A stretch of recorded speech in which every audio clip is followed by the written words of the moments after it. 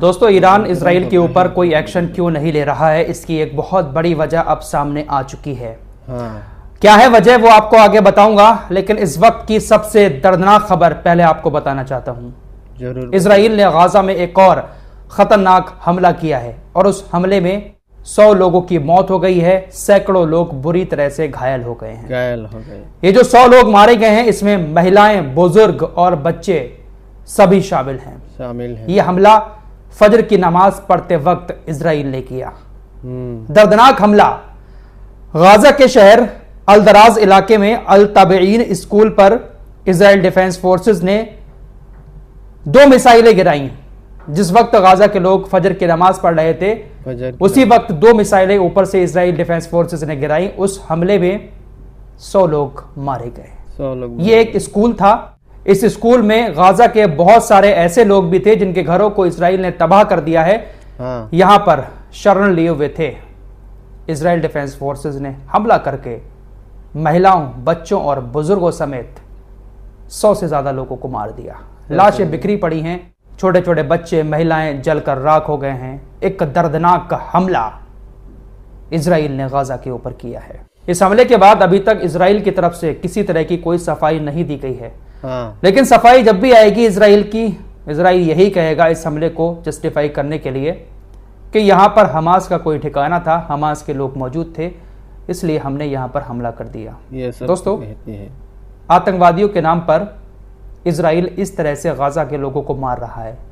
Saudi अरब की एक media website क्या लिखती है इस हमले को लेकर कि इजराइल ने जो हमला किया उसमें 100 आतंकवादी मारे गए। सऊदी अरब की मीडिया वेबसाइट ने गाजा में मारे गए महिलाओं और बच्चों को आतंकवादी बताया है। और यही बात इजराइल भी कहेगा कि आतंकवादियों के ऊपर हमने हमला किया था, उसमें वो लोग मारे गए। फजर की नमाज इकट्ठा होकर लोग पढ़ रहे थे कि स्कूल के अंदर, और मिसाइलें गिराकर सबको मार दिया। आपकी स्क्रीन पर ये यूनाइटेड नेशंस की विशेष प्रतिवेदक फ्रांसेस्का अल्बनीज हैं। इन्होंने गाजा के स्कूलों में फिलिस्तीनियों के साथ चल रहे इजरायली नरसंहार के बीच तथाकथित सभ्य राष्ट्रों की निष्क्रियता के लिए आलोचना की है। इजराइल गाजा में एक के बाद एक स्कूलों में फिलिस्तीनियों के खिलाफ नरसंहार कर रहा है। इन्होंने कहा कि इजराइल अमेरिकी और यूरोपीय हथियारों से गाजा में फिलिस्तीनियों के खिलाफ नरसंहार कर रहा है, जबकि तथाकथित सभ्य राष्ट्र उदासीन बने हुए हैं। फिलहाल ईरान की तरफ चलते हैं। दोस्तों, ईरान के ऊपर इस वक्त पूरी दुनिया की निगाहें हैं। इस्माइल हानिया को जब से इजराइल ने ईरान की राजधानी तेहरान के अंदर मारा है, हर किसी की नजर ईरान की तरफ है कि भाई ईरान भी कुछ बड़ा करने वाला है और ईरान कुछ बड़ा करेगा भी। वैसे जब पिछली बार ईरान ने धमकियां दी थी और अप्रैल में हमला किया था, तो एक हफ्ते के अंदर सब कुछ हो गया था। लेकिन यहां पर वक्त बहुत ज्यादा हो चुका है, अभी भी ईरान की तरफ से कुछ नहीं किया गया है। अपनी पिछली रिपोर्ट में ही अभी मैंने आपको जानकारी दी थी कि IRGC की जो कुद्स फोर्स के कमांडर हैं इस्माइल कानी, उन्होंने हमास के नए नेता याह्या सिनवार को एक लेटर लिखा जिसमें उन्होंने कहा कि हम इस्माइल हानिया की मौत का बदला इजराइल से जरूर लेंगे। उन्होंने लेटर में बाकायदा इस बात की कसम भी खाई है। काफी सारे लोगों के मैंने कमेंट देखे कि फराज भाई, ये लोग कसम खा रहे हैं, बदला लेने की बात कर रहे हैं, लेकिन कुछ कर क्यों नहीं रहे हैं। दरअसल खबरें ऐसी आ रही हैं कि ईरान की सेना चाह रही है कि हम इजराइल के अंदर घुसकर हमला करें, लेकिन ईरान के जो नए राष्ट्रपति हैं वो सिर्फ इजरायली बॉर्डर को निशाना बनाना चाहते हैं। रिपोर्ट्स के मुताबिक IRGC के कमांडर्स इजराइल के अंदर घुसकर अंदर तक चोट पहुंचाना चाहते हैं, अंदर तक हमला करना चाहते हैं। जबकि नए राष्ट्रपति का कहना है कि भाई साहब, हमला करेंगे लेकिन सिर्फ बॉर्डर पर हमला करेंगे, जिसमें हम थोड़ा बहुत सेना को निशाना बनाएंगे, सेना के अड्डों को निशाना बनाएंगे। इसी वजह से ईरानी कमांडर्स और ईरानी राष्ट्रपति के बीच सही से कोई भी सहमति नहीं बन पा रही है, इसीलिए ईरान एक्शन लेने में देरी कर रहा है। ईरान के राष्ट्रपति नहीं चाहते हैं कि वो इजराइल के अंदर घुसकर किसी तरह का कोई एक्शन लें। दोस्तों, ईरान के इन नए राष्ट्रपति के बारे में जब ये बने थे, उस वक्त भी मैंने आपको एक रिपोर्ट दी थी कि भाई आने वाले वक्त में पता चलेगा ये किस सोच के हैं। क्योंकि इब्राहिम रईसी एक अलग सोच के थे, लेकिन इनकी सोच बहुत ज्यादा अलग है। ये अमेरिका और इजराइल के साथ डायरेक्ट पंगा नहीं लेना चाहते हैं और ये ज्यादातर यूरोपीय कल्चर को सपोर्ट करते हैं, इसीलिए ये चिकने भी हैं। ज्यादातर ईरान के जो नेता हैं वो दाढ़ी वाले हैं, हाँ। इब्राहिम रईसी भी दाढ़ी रखते थे, लेकिन ये पूरी तरह से चिकने हैं और यूरोपीय कल्चर को फॉलो करते हैं। इसीलिए ईरान के अंदर ये राष्ट्रपति भी बन गए, क्योंकि ईरान की जनता भी अब अपना रुख थोड़ा सा बदल रही है। हाँ। ईरान की जनता भी यूरोपीय कल्चर अपनाना चाहती है। कितने सारे प्रोटेस्ट अभी हाल ही में आपने ईरान के अंदर देखे होंगे, जहां पर उनकी महिलाएं हिजाब को बैन करने की बात करती हैं। हिजाब ईरान के अंदर कंपलसरी है, उसको लेकर कितने सारे प्रोटेस्ट ईरान के अंदर हुए हैं, आप सभी ने देखा होगा।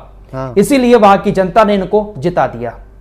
ये अमेरिका और इजराइल से डायरेक्ट पंगा नहीं लेना चाहते हैं। फिलहाल गाजा के अंदर जो कुछ हुआ है, इस मामले पर इस्लामिक जिहाद ने कहा है कि इस भयानक नरसंहार को अंजाम देने के लिए फज्र की नमाज का वक्त चुनना इस बात की पुष्टि करता है कि कब्जे का उद्देश्य बच्चों और बुजुर्गों सहित नागरिकों को सबसे ज्यादा संख्या में शहीद करना है। ईरानी सशस्त्र बलों ने फारस की खाड़ी में अमेरिकी और स्पेनिश युद्धपोतों की बारीकी से निगरानी करने वाली स्टील्थ ड्रोन के फुटेज जारी किए हैं।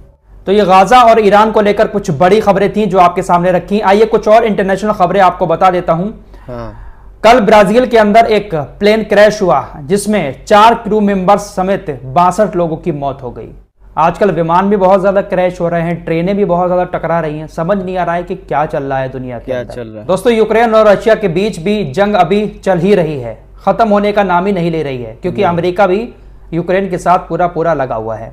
अमेरिका ने यूक्रेन के लिए $125 मिलियन के नए सैन्य सहायता पैकेज की घोषणा की है, जिसमें स्टिंगर मिसाइलें, तोपखाने का गोला बारूद और एंटी आर्मर सिस्टम शामिल है। ये जानकारी पेंटागन की तरफ से दी गई है। अभी कुछ टाइम पहले खबर आई है कि सीरिया के खरब अल जिर स्थित अमेरिकी सैन्य अड्डे पर कई ड्रोन विमानों से हमला किया गया है। वहां कुछ हताहत हुए हैं और बेस अभी भी जल रहा है। सीरिया के अंदर अमेरिका के ठिकानों को लगातार निशाना बनाया जा रहा है। आपको लगातार मैं इसकी खबरें भी दे रहा हूं। तो मिडिल ईस्ट में अब अमेरिका सुकून से नहीं है, क्योंकि ईरान समर्थित जितने भी संगठन हैं वो अमेरिका के ठिकानों को लगातार निशाना बना रहे हैं। दोस्तों, बांग्लादेश के अंदर क्या कुछ हुआ है पिछले दिनों में आप सभी ने देखा है। बांग्लादेश की जो प्रधानमंत्री थी शेख हसीना, उन्होंने रिजाइन दे दिया और देश छोड़ दिया। वहां पर एक नए प्रधानमंत्री बन चुके हैं। फिलहाल खबर आ रही है कि बांग्लादेश सेंट्रल बैंक के गवर्नर ने इस्तीफा दे दिया है। राजनीतिक अशांति के बीच प्रदर्शनकारियों द्वारा केंद्रीय बैंक पर धावा बोलने के कुछ ही दिनों के बाद ताल्लुकदार ने व्यक्तिगत कारणों का हवाला देते हुए इस्तीफा दे दिया। भ्रष्टाचार के आरोपों से प्रेरित विरोध प्रदर्शन ने 4 डिप्टी गवर्नरों को इस्तीफा देने के लिए मजबूर किया और ताल्लुकदार को हटाने का भी आह्वान किया। नई नियुक्तियां होने तक डिप्टी गवर्नर नूरुन नाहर अस्थायी रूप से बैंक के संचालन का प्रबंधन करेंगे। बांग्लादेश की जनता ने इन सभी लोगों को भ्रष्टाचारी बताया था और सबके रिजाइन बांग्लादेश की जनता ने ले लिए हैं। फिलहाल इस रिपोर्ट में इतना ही। कुछ और खबरों के साथ एक बार फिर आपके सामने हाजिर होऊंगा। तब तक के लिए अपना ख्याल रखिएगा। अल्लाह हाफिज। दोस्तों, हमारे वीडियो पसंद आए तो फॉलो सब्सक्राइब कीजिए और साथ ही साथ शेयर भी कीजिए। मिलते हैं अगली वीडियो में, तब तक के लिए अपना ख्याल रखें। धन्यवाद।